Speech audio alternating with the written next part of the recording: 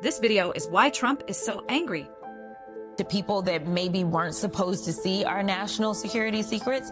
We know that he is consistently engaged in questionable deals as it relates to our emoluments clause when he was in the first go round. Next thing you know, his son-in-law was getting a lot of money from the Saudis as soon as they walked out.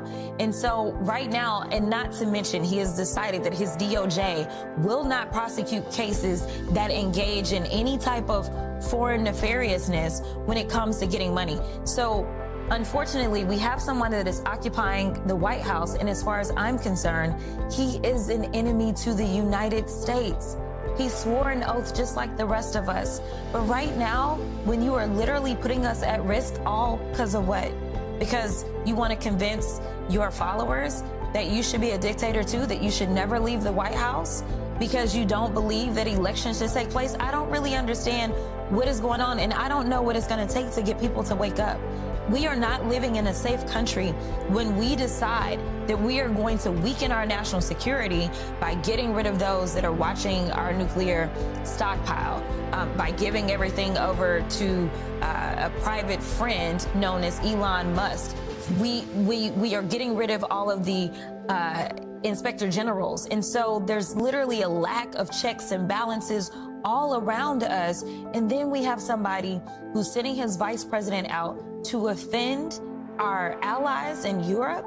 Listen, the way that I used to explain this on the trail when I was campaigning for Madam Vice President is I would say, listen, it's kind of like the schoolyard.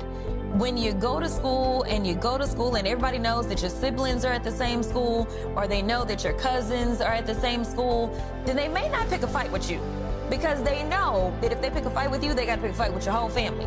But when you're like me, an only child, they may decide to pick a fight with you because they're like, there's nobody that is going to back her up when we get to the playground.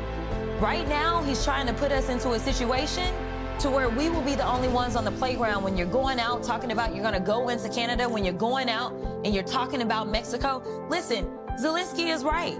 He doesn't have the privilege that we have. We've got water on each side, and we used to have friends on the north and south. He doesn't have that privilege. And so I really want America to wake up, because this should not be partisan. Be the selfish people that we love to be in America. Yeah. Worry about your safety. You mentioned Elon Musk, which brings me to those federal employees that are receiving that. These are emails again this weekend, demanding, asking, whatever, that they sum up what they did last week. And you're a member of the House DOJ subcommittee.